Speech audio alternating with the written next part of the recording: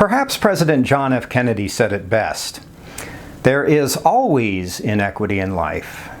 Life is unfair. And while that may seem to be a fairly obvious truth, the reasons why it's true are far less clear. And so in this video, I'd like to explore why life is unfair, or at least why it seems unfair a lot of the time. But maybe the best place to start would be to ask about what fairness means in the first place. Well, Webster's dictionary actually gives us a total of 18 different definitions for the adjective fair.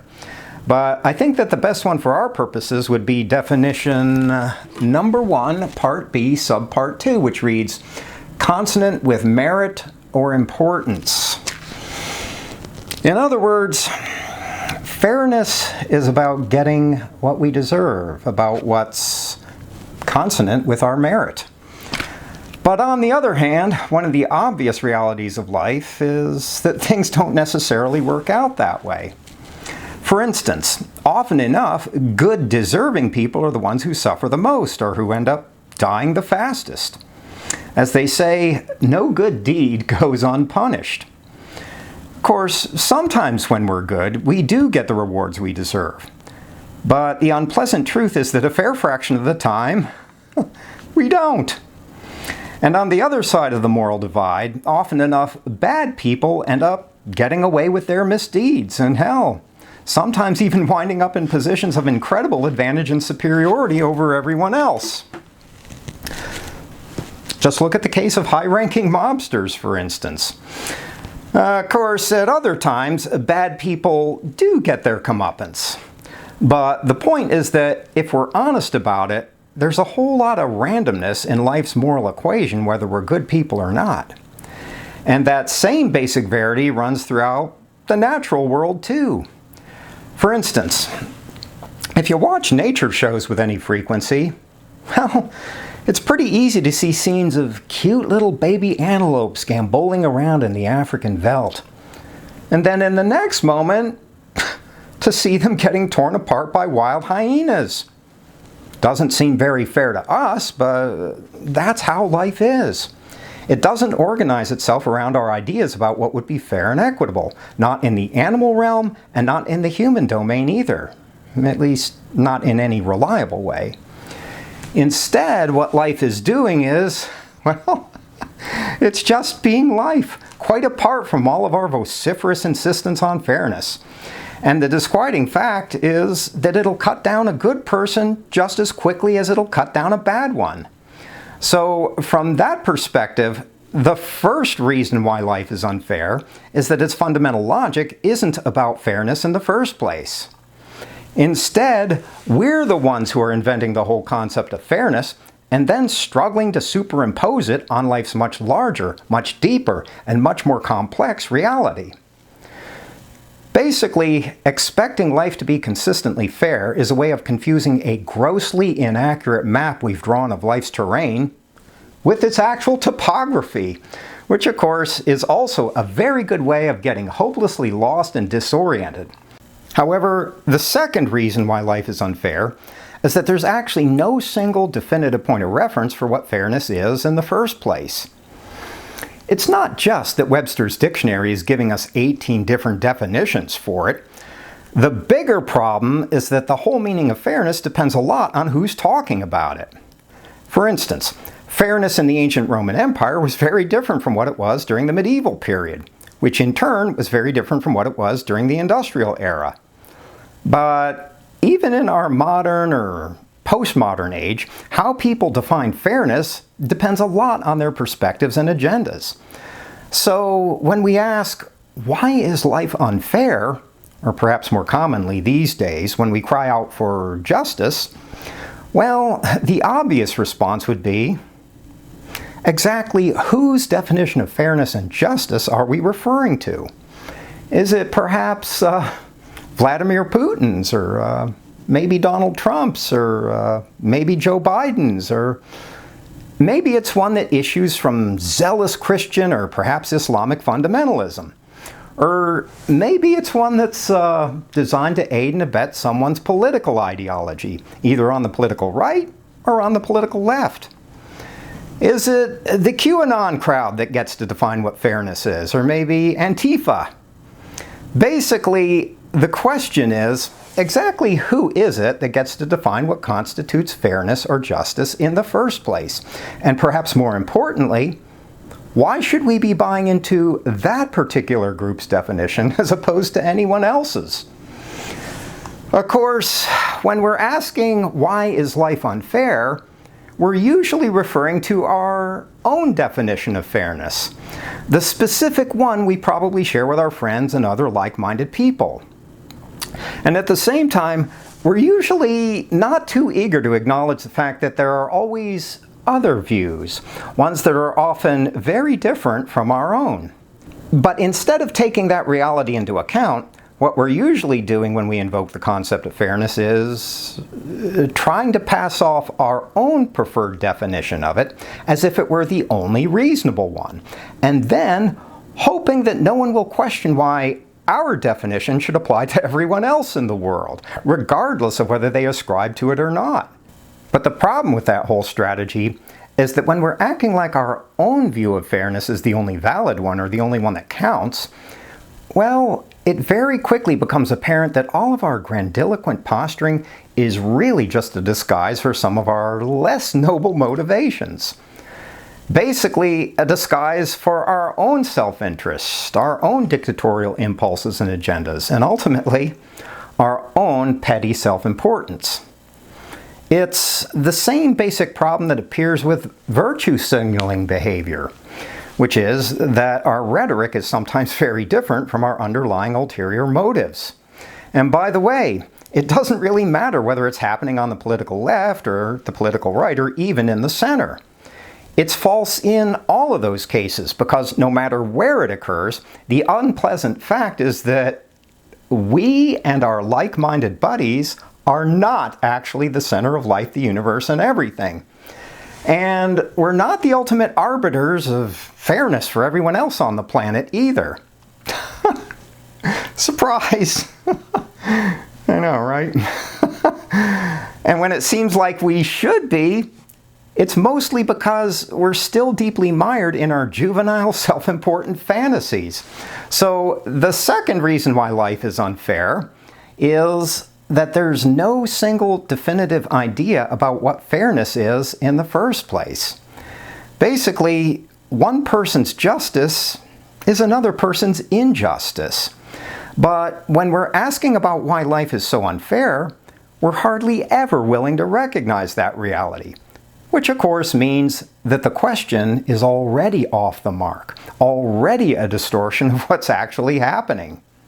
But if life is unfair, first because fairness doesn't have much to do with life's actual internal logic, and then because fairness isn't actually the unquestionable absolute we'd like it to be, well, then the question probably becomes, okay, but why would we expect life to be fair, or go around insisting that it should be, or agonizing over the inevitable times when it isn't?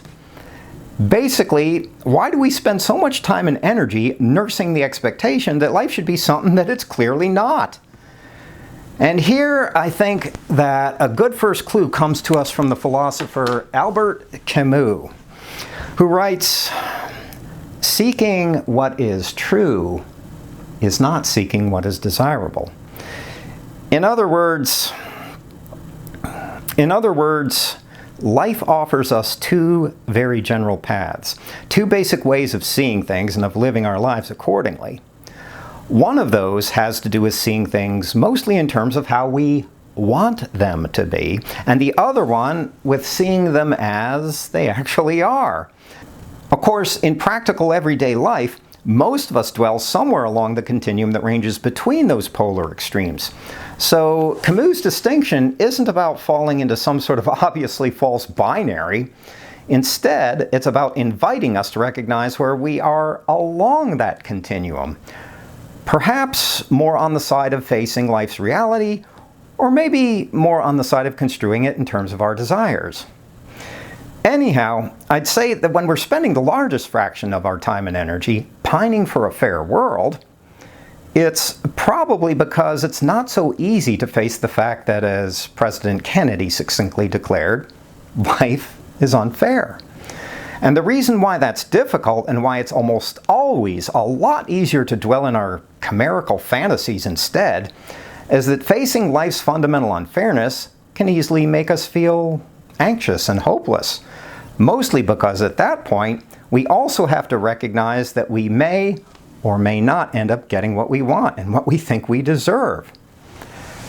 Basically, it's an anxious thing to realize that we're all living in Las Vegas, figuratively speaking, in a great big cosmic gambling parlor. And that's true in any number of ways, even including the very basic question of whether or not we'll make it to the end of the day. But it's also true with respect to the issue of how and when we'll be treated fairly. Of course, recognizing the truth of all of that obviously doesn't mean that we should immediately abandon all of our ongoing efforts to make the world a little more fair than it would otherwise be. But it does mean that it's a complete exercise in futility to be spending an enormous fraction of our time and energy obsessively trying to expunge the last microscopic bits of unfairness from our world. Anyhow, at this point, maybe it would be salutary to shift our attention a bit and put a little bit more weight on the other side of the scale and consider what we can possibly gain from our inevitable experiences of life's fundamental unfairness. And isn't it true that one of the first things we gain is relief from the weight of our own grandiose sense of entitlement? You know, the idea that life owes us something and it had better pay up right now, damn it. Of course, in a historical era like ours, it can be pretty challenging to perceive the fact that finally letting go of that whole attitude is actually an incredible blessing. But as I've described in past videos, that's primarily because most of us are thoroughly addicted to our own overweening self-importance. So much so that breaking our addiction to it is usually very painful and very tumultuous. But when you think about it, isn't it true that a lot of our misery in this life is basically about thinking that we deserve a lot more than what we're getting? And that a lot of our woe revolves around how we're desperately trying to get what we want in life, rather than simply wanting what we get. After all, because life is an aleatory affair, which is to say governed largely by the dynamics of chance, randomness, and luck, it will sometimes end up giving us what we want and what we think we deserve, and sometimes not. So if we let the value of our lives revolve around getting what we want, we're bound to feel miserable, well, certainly not all the time, but at least a lot of the time. And anyhow, as one of my more perceptive viewers commented recently, this is coming from someone who goes by the name D. Lloydie, if you're not happy with what you have now, why would you be happy with more? So, little tip of the invisible chapeau to you, D. Lloydie, for that pithy observation. But on the other hand, when we've learned to deal well with whatever cards life happens to deal to us, well, at that point, it's pretty easy to find satisfaction and fulfillment in this world, irrespective of whether we're experiencing victory or defeat at any point in time. And by the way, both victory and defeat are inevitable in pretty much everyone's life, even the world's biggest winners and its biggest losers. And if it seems like it's been a while since you've experienced either one of those two things, well, just stick around. It'll find you eventually, probably when you least expect it. Of course, when we're thoroughly mired in trying to get what we think we deserve, we usually justify it with a kind of logic that says, well, I just need to have X before I can get on with my life. But most of the time, that's actually not true. In fact, aside from our most basic needs for things like air, food, water, shelter, and physical safety, there are actually very few prerequisites that are essential to leading a powerful, satisfying life. It can begin at pretty much any time in any situation. In fact, throughout my years as a professor, I've known many young college students of all races, ethnicities, religions, genders, and sexual orientations who are basically subsisting on ramen noodles and washing dishes or delivering pizzas to pay the rent, but who were extremely brilliant, powered, and happy human beings. And because they refuse to fall for any sort of defeatist victimhood narrative, it's always pretty obvious that those students are going places, probably sooner rather than later, and that there won't be much in life that will stand in their way. But on the other end of the privilege spectrum, I've also seen plenty of students who have all the material and social advantages in the world and who are complete walking catastrophes in all of the ways that really matter. And if you need an additional confirmation of that, well, just check out the self-destructive antics of a lot of famous celebrities. But the main point is that the whole popular idea that we need X, Y, and Z before we can start living our lives is almost always just an illusion and an excuse, because living a worthwhile life isn't so much a matter of what we have, especially relative to other people. Instead, it's mostly a matter of our attitude, a manifestation of our willingness to assume personal responsibility for the quality of our lives, no matter where the journey of human existence is taking us.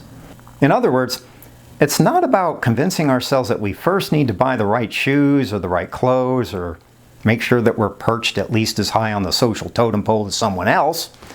Instead, it's about becoming deeply free and deeply responsible in the most profound recesses of our being.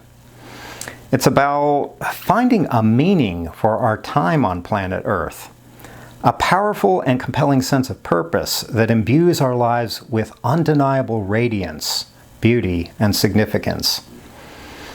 In other words, living a worthwhile life is about empowerment in the deep and genuine sense of the word, about laying claim to the unique potency that lies within our souls, basically about recognizing what we really are and what life really is, and then learning to live accordingly.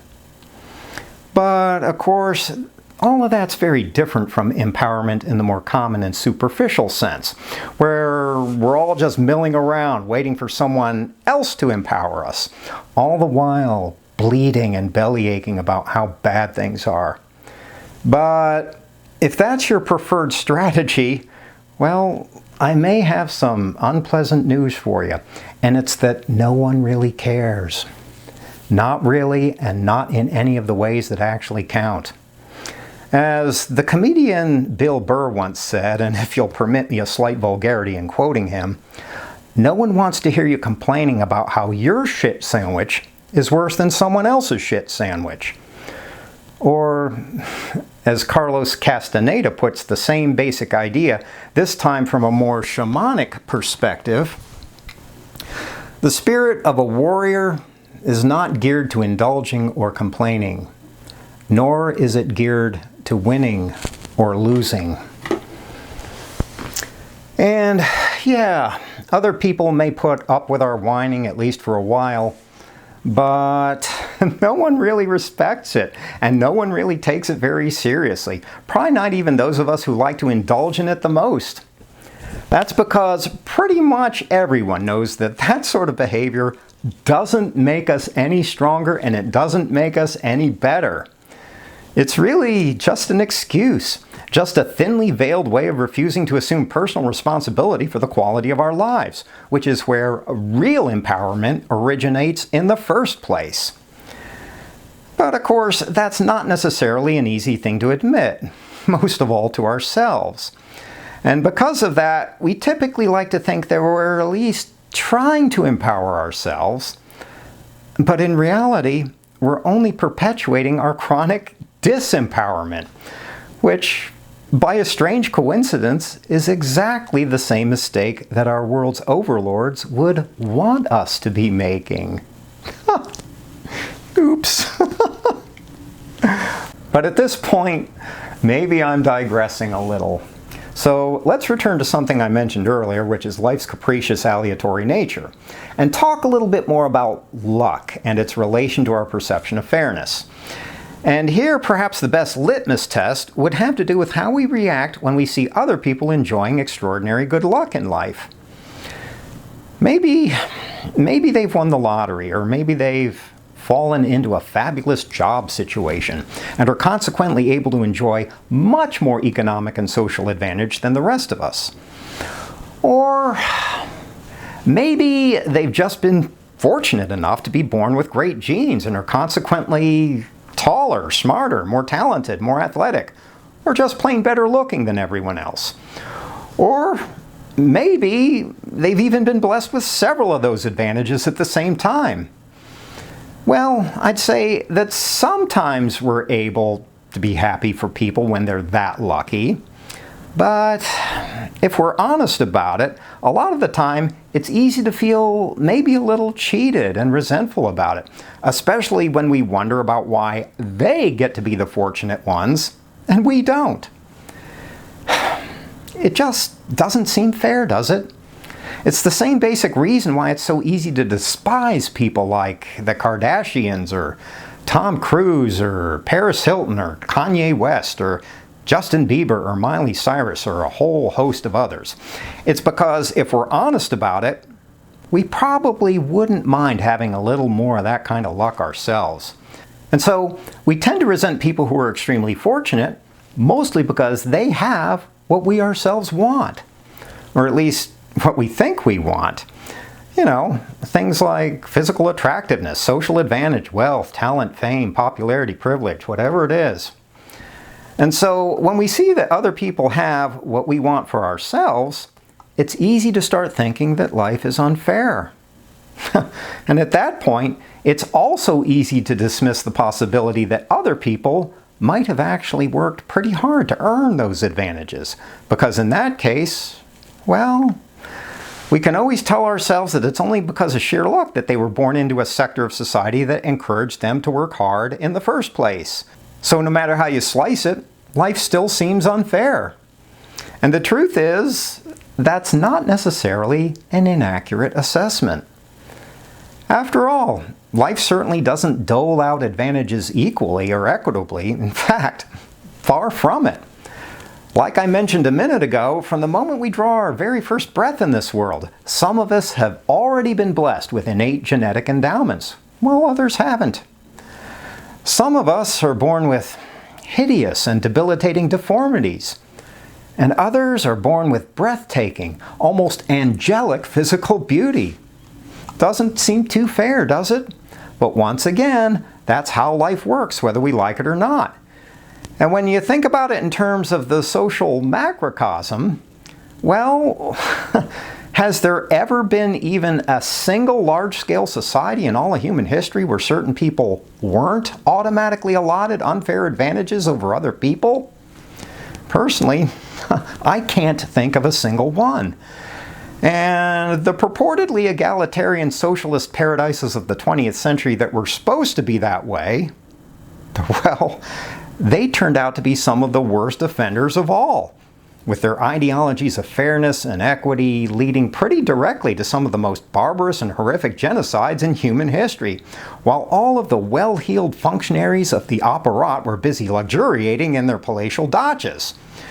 And sure, it's true that the dynamics of social unfairness can play out in different ways at different points in time, but they're always there in one way or another. Sometimes it's about social class or innate talent or race or gender or sheer physical attractiveness, none of which we really earn, at least not at the level of our genetic constitution. At that basic level, those sorts of attributes are merely the product of dumb luck, or the lack thereof, which once again doesn't seem particularly fair, does it?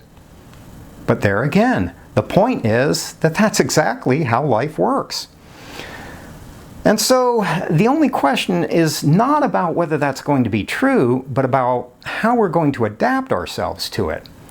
In other words, how can we find a way of living life well, given that life is as aleatory and capricious and unfair as it is?